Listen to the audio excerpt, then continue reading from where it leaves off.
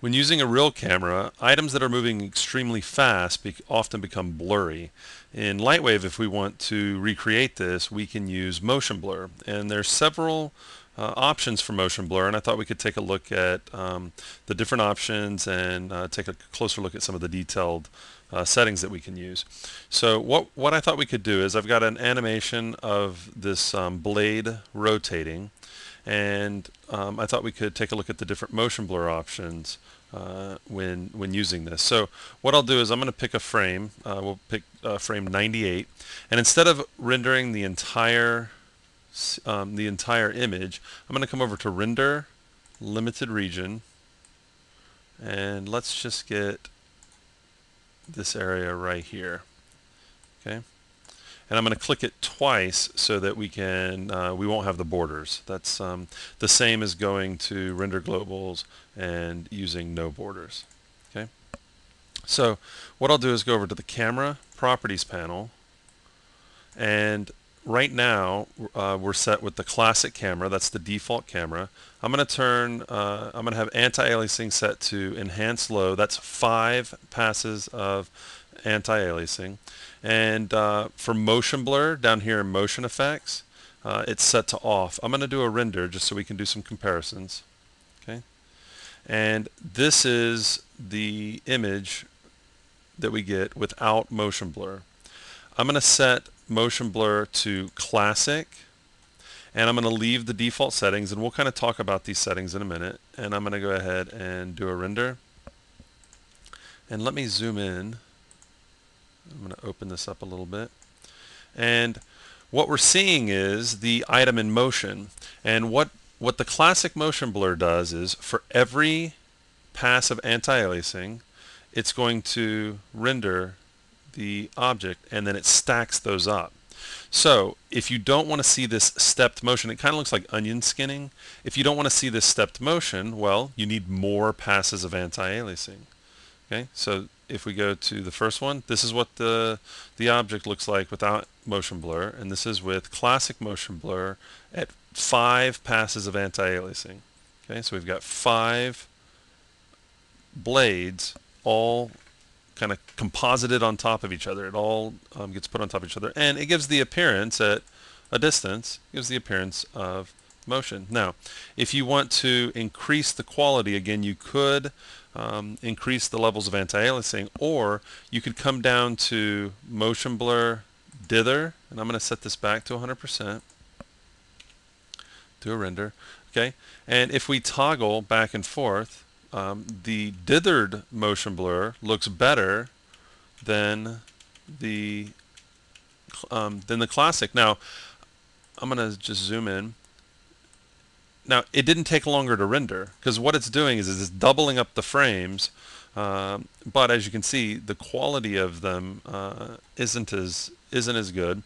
But when it's in motion, we're looking at a still frame, but when it's in motion, you really can't tell in most cases, and it's a quick way of getting better motion blur, but you don't have to up the anti-aliasing. So you have those two options, dither and classic.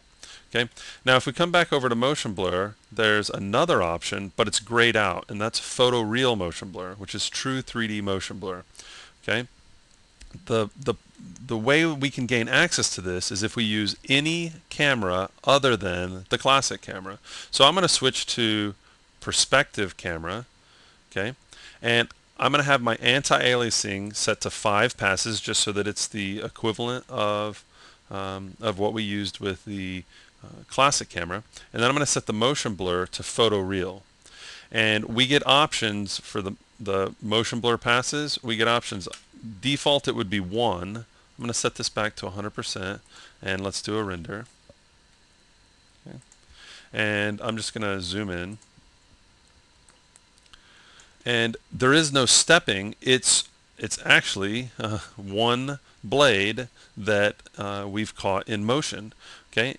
If you want, you can change the motion blur passes. We can up that. I'm just going to go 5 passes so we can kind of compare what happens when we up the quality of our anti-aliasing. And I'm going to do a render.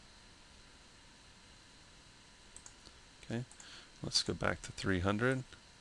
Okay, if we look at our motion blur here, I'm going to step back to the 1 pass. So we can control the number of motion blur passes independent of our anti-aliasing. So we can have anti-aliasing in the scene, and instead of, in the past, if you wanted to use, or if you just want to use the classic motion blur or dither, when you set the anti-aliasing level, that's global. It's for everything in the scene. And so sometimes you don't need a high anti-aliasing setting for the scene, but you need it for the motion blur. And unless you're compositing, you'll have to do the setting for everything in the scene.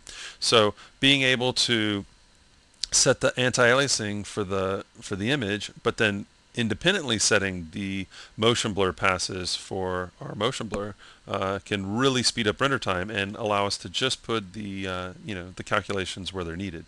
Okay, so if we compare this motion blur with this motion blur, or that was dither and this is classic, you should be able to see immediately the difference. I mean, look at the quality of this motion blur compared to the other motion blurs. Does that mean that the other motion blurs are obsolete? Well, you can actually take advantage of the old motion blurs for some neat tricks, doing some subframe color changes and things like that.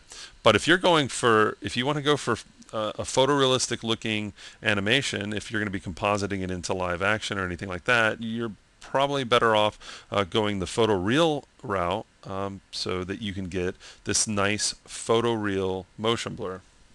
Okay, so we need to remember that with photoreal motion blur, you can separate out anti-aliasing and motion blur passes. Okay, the blur length sets the time that the simulated camera shutter will be open during a frame. So a setting of 1 would mean that the shutter is open for the entire frame. A setting of 0.5 or 50% would mean that the shutter is open for half the frame and it's kind of a more typical setting. Okay, increasing this value increases the length of the motion blur streaks. Okay, so that's blur length, and by default it's 50%, and I usually keep it there unless I want to go for a different effect. Okay, the shutter efficiency controls how long it takes the simulated camera shutter to open and close. Okay, limited to a range of 0.5 to 1. Okay, and a value of 1 means that the shutter opens instantly and closes instantly at the beginning and end of each frame. Okay, so that's a quick look at the different options. Remember that the photoreal option is only available for the perspective cam. Well, it's for everything except the classic camera. Okay, but even in the perspective camera, you can choose the other options, classic and dither. But photoreal is really the route to go if you're going for a nice realistic motion blur. And you have these options right in the camera properties panel. Another handy feature when working with motion blur is, I'm going to go ahead and close down my renders and close down my camera, is that if I want to see it in OpenGL, I just have to come right over here and choose, I can preview depth of field and motion blur right in OpenGL. So I can see it. I'm scrubbing through my timeline and I can see the motion blur to give me an idea of what I might get. So it's a nice little preview. Gives me a quick look of what I might get whenever I go to do my render, and it lets me know what's going to be taking advantage of motion blur and what's not, all in real time in my viewport. So again, that's just a quick look at the motion blur options in Lightwave.